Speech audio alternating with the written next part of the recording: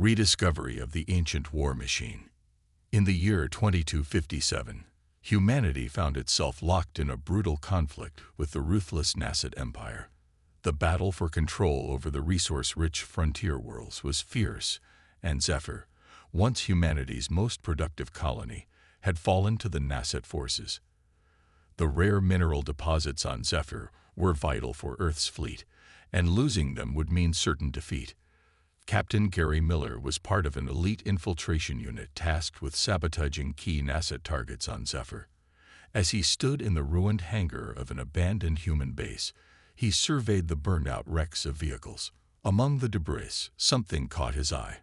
An ancient M1, a 2C Abrams main battle tank, covered in dirt and debris but still intact.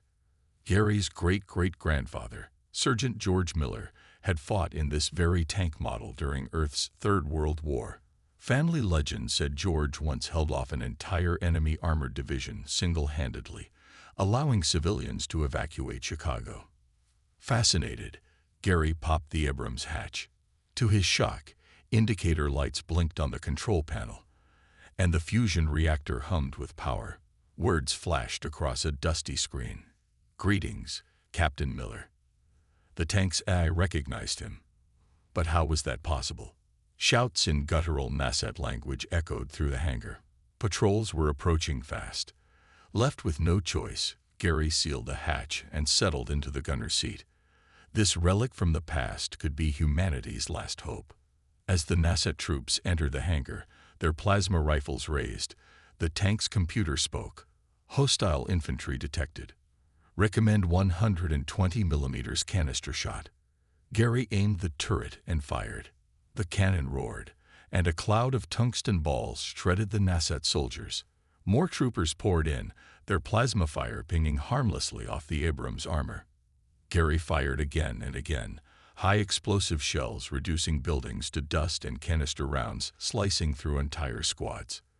The Nasset's return fire was useless. In a matter of minutes, the once formidable Nasset force was reduced to drifting smoke and corpses. With the tactical map indicating friendlies pinned down 2 clicks east, Gary gunned the engine. The Abrams smashed through walls and rubble, unstoppable. The real battle was just beginning. The first skirmish. As Gary advanced, the tank's eye highlighted multiple hostile units converging on their position. Plasma fire intensified, and an armored vehicle resembling a floating crab hovered into view. Gary aimed and fired, the depleted uranium sabot round punching through the vehicle's shield and armor, detonating its power core in a blinding fireball. Gary whooped in triumph as molten slag rained down. The Abrams turret scanned the area, targeting Nasset fortifications and troops. The tank's advanced targeting system ensured each shot struck with surgical precision. The Abrams gun roared, reducing enemy positions to rubble. The once formidable Nasset force was decimated. Gary's squad mates, who had been pinned down, cheered as they saw the tank plow through the Nasset lines. "Sergeant Jackson, we need to move out now," Gary barked into the comms. Jackson, his second in command, responded with urgency. "Roger that, Captain. We're falling back to your position." The squad regrouped, using the tank as cover. Gary explained the Abrams' experimental technology and the AI's capabilities. The squad was in awe of the tank's power and resilience.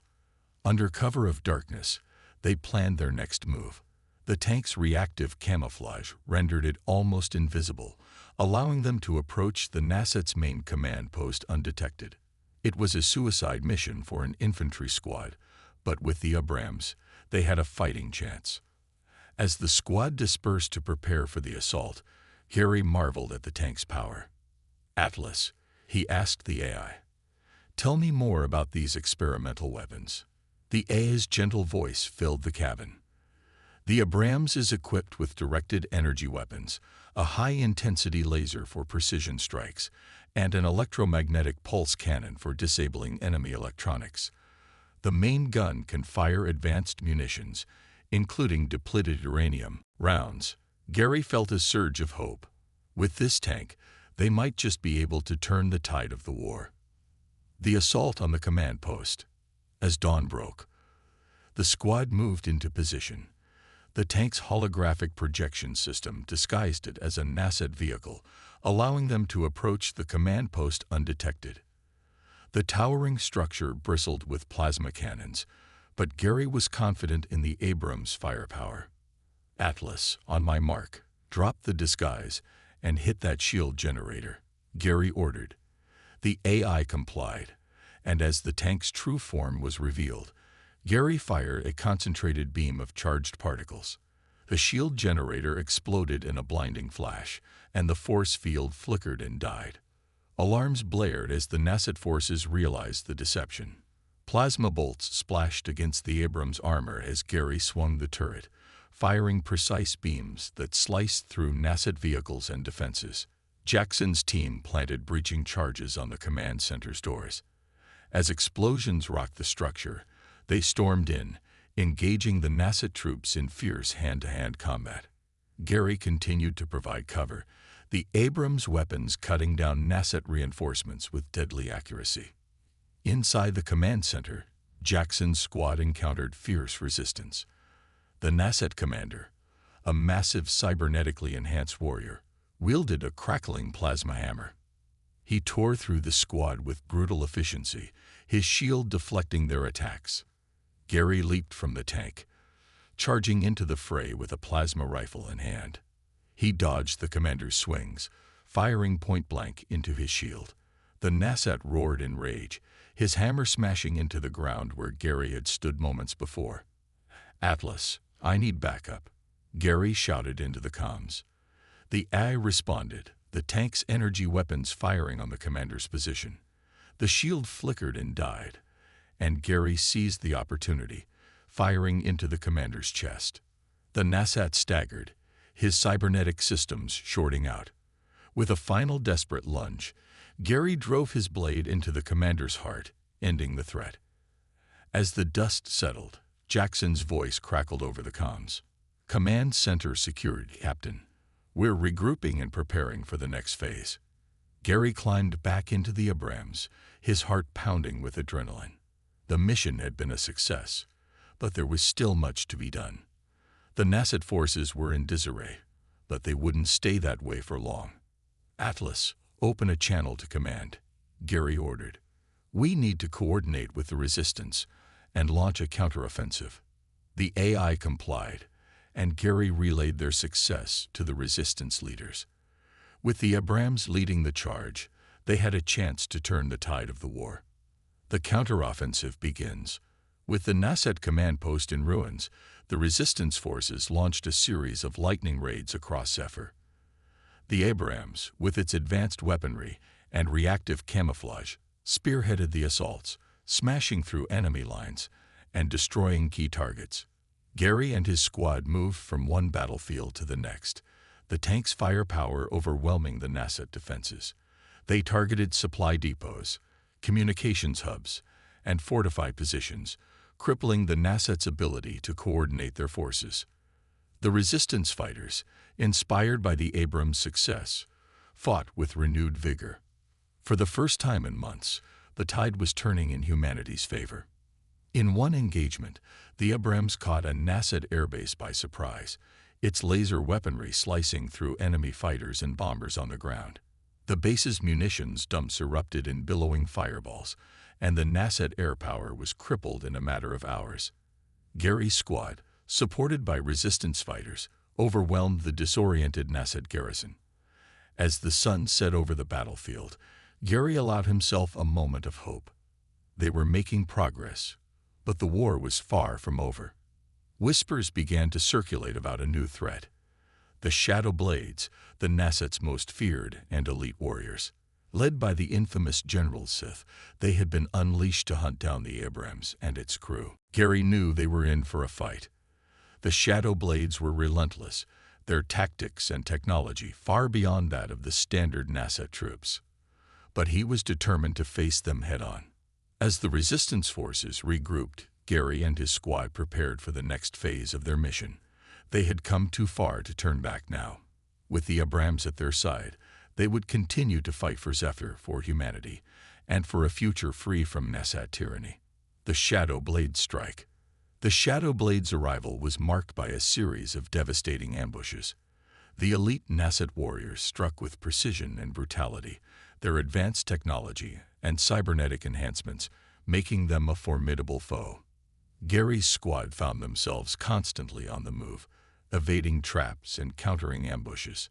The Shadow Blades were relentless, their leader, General Sith, a cunning and ruthless adversary.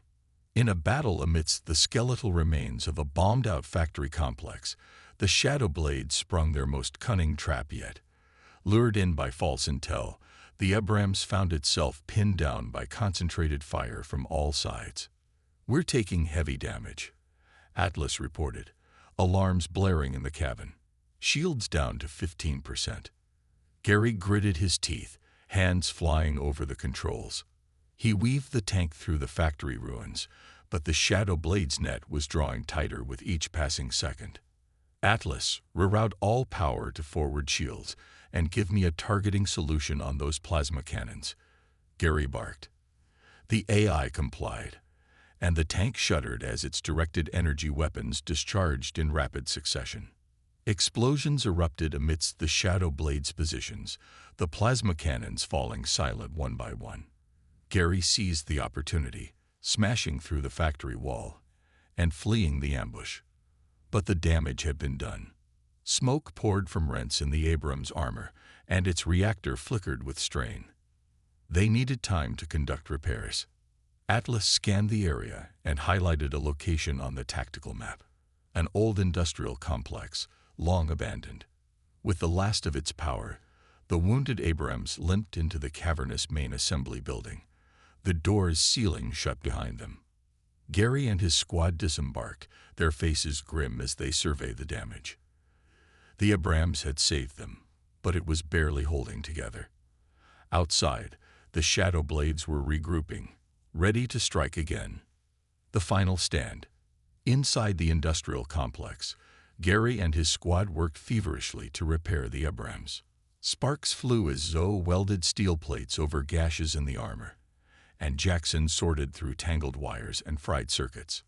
"Atlas, I need a replacement for this power coupling," Jackson called out, holding up a blackened component. "There should be a compatible unit in the manufacturing equipment to your left," Atlas replied. "Look for a green cylinder with a silver base." As the squad worked, Gary slid into the gunner's seat. "Atlas, tell me more about this tank's history. Where did it come from? What else is it capable of?" Holographic displays flickered to life, bathing the cabin in an ethereal glow. The Abrams was the product of a black project code-named Prometheus, Atlas explained. The goal was to create a combat vehicle that could adapt and evolve, bonding with its crew on a neural level. Gary leaned forward, fascinated. "Neural bonding? You mean like mind control?" "Not control. Synergy. The tank's systems interface with the operator's brainwaves, anticipating needs and enhancing reflexes. Over time, the bond deepens, allowing for seamless communication and coordination." Gary felt the weight of the tank's history settle on his shoulders. This was more than just a machine. It was a living weapon, imbued with cutting-edge technology he could scarcely comprehend. A sudden shout from Jackson snapped him out of his reverie. "Contact. We've got incoming." Gary scrambled out of the hatch, grabbing his rifle. The squad took up defensive positions as a hail of plasma fire slammed into the complex walls. Through the smoke and dust, Gary caught a glimpse of their attackers. Nasat soldiers clad in angular black armor, advancing in perfect formation. At their head strode a towering figure, his cybernetic eyes glinting with malevolent intelligence. General Sith, the butcher of Zephyr himself. "Shadow Blades," Jackson spat, ducking as a plasma bolt sizzled overhead. "They found us." The Nasat forces unleashed a withering barrage, their weapons spitting searing energy. Gary and his squad returned fire, but their rounds seemed to simply bounce off the Shadow Blade's armor. "They've got some kind of new shielding," Zoe shouted, her face streaked with soot. "Our weapons can't punch through." Gary gritted his teeth, his mind racing. The Abrams was still damaged, its reactor offline. They couldn't hope to match the Shadow Blade's firepower. An idea surfaced, desperate and daring. The tank's fusion reactor, overloaded in just the right way, could unleash a devastating electromagnetic pulse. It would fry every circuit for miles, including their own equipment. Atlas, I need you to shunt all power to the reactor. Overload the containment fields, Gary ordered. Gary, that will trigger an EMP. We'll be completely disabled, Atlas warned. I know, Gary said, meeting the AI's holographic gaze. It's our only chance. For a heartbeat, Atlas was silent. Then, initiating reactor overload. Brace for pulse in 3, 2, 1. A blinding flash seared through the complex, and a shockwave slammed into Gary, hurling him against the cabin wall.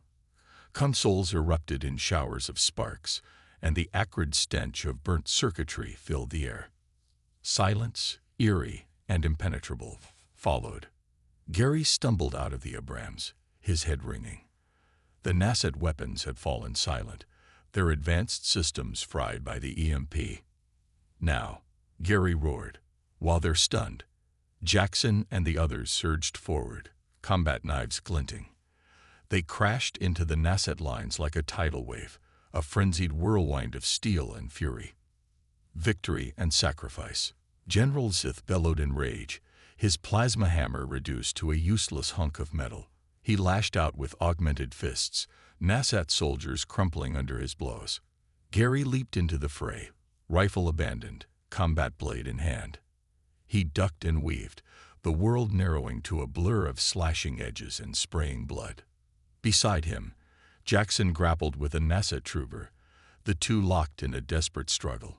The battle rage, primal and savage, the complex echoing with the clash of steel and the cries of the wounded.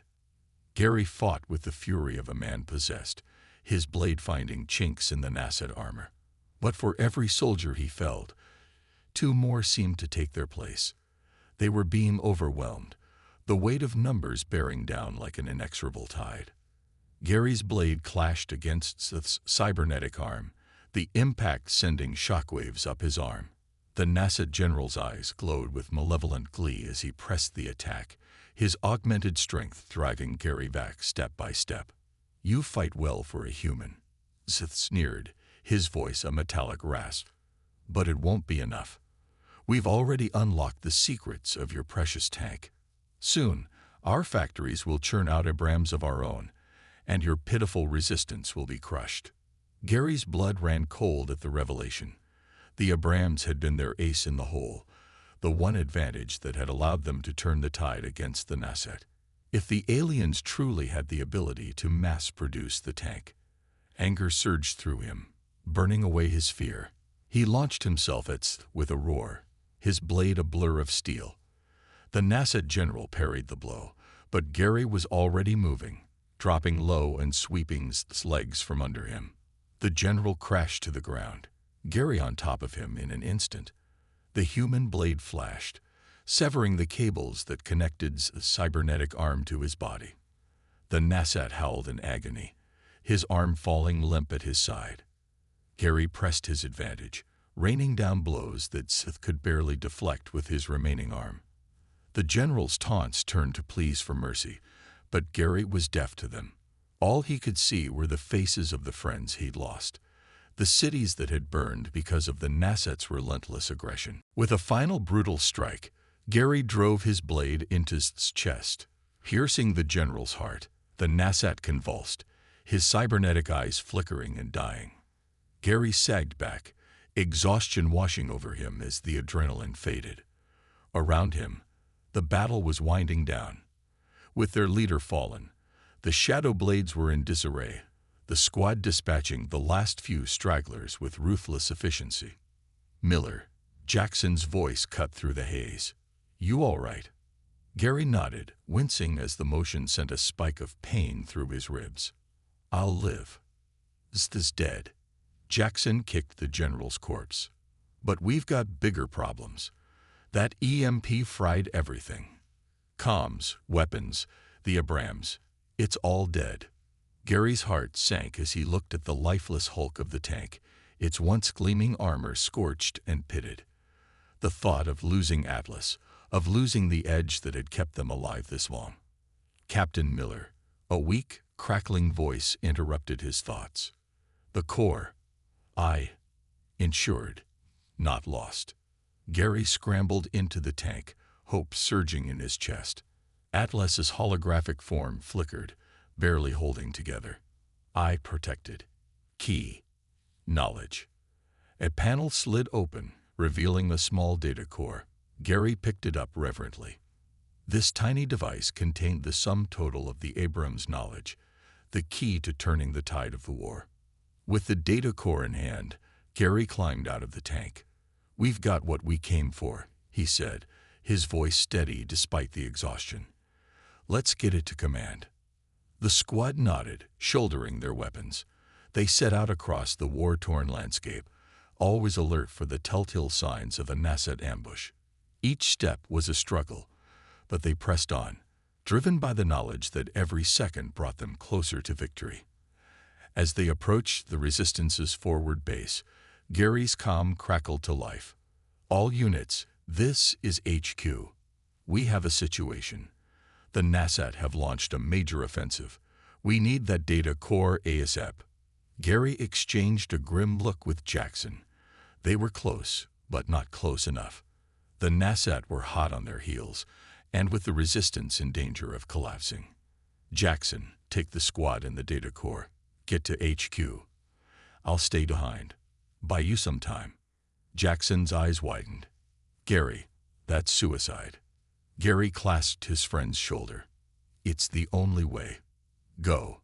As the squad set off, Gary checked his salvaged Nasset weapons. He had a plasma rifle, a couple of grenades, and his wits against an entire Nasset offensive. It didn't seem like much, but he'd been in tough spots before. He thought back to that first desperate fight in the Abrams, to the battles that followed. Those memories were his strength now. He would fight for them, for the future they represented. As the first Nasset scouts appeared, Gary took a deep breath and raised his rifle. He fired, plasma bolts striking the lead scout and sending the creature tumbling. The Nasset returned fire, but Gary was already moving, leading them deeper into the ruined city. He ducked into a building, hoping to catch his breath, but a massive form lunged at him. A Nasset warrior, towering over Gary, slashed with razor-sharp claws. Gary barely dodged, the claws scoring deep lines across his chest plate. He brought his rifle up, but the warrior was too close. It slammed into him, sending him crashing through a wall. Gary hit the ground hard. The breath knocked from his lungs. The warrior loomed over him, mandibles spread in a vicious grin. Gary's hand scrabbled at his belt, fingers closing around his last grenade. With a defiant yell, he armed it and shoved it into the warrior's gaping maw. The Nasset's eyes widened in shock, but it was too late. The explosion ripped through its head, showering Gary in gore. Staggering to his feet, Gary retrieved his rifle and stumbled out into the street, only to find himself surrounded. Dozens of Nasset weapons trained on him. Out of tricks, out of time, Gary raised his rifle defiantly. He would go down fighting. Before he could fire, plasma bolts rained down on the Nasset from above. Resistance fighters, leaping from the rooftops, fell upon the Nasset with a fury. Come on, one of the fighters yelled, pulling Gary to his feet. Let's get you to HQ. With the Resistance fighters around him, Gary fought his way clear of the Nasset. Together, they raced towards headquarters. They burst into the command center, Gary staggering, held up by his newfound comrades. Jackson was there, the data core safely delivered. You did it, Jackson said, clasping Gary's hand. You crazy bastard, you did it. Gary managed to grin despite his exhaustion, never doubted it. The Resistance leaders were already poring over the data core, eyes alight with hope and determination. With this knowledge, they could rebuild the Abrams, turn the tide against the Nasset. Even as they celebrated, a grim reality set in. The NASA knew the value of this information. They would stop at nothing to destroy it. The war was far from over, but with the power of the Abrams tanks at their disposal, humanity finally had a chance to fight back.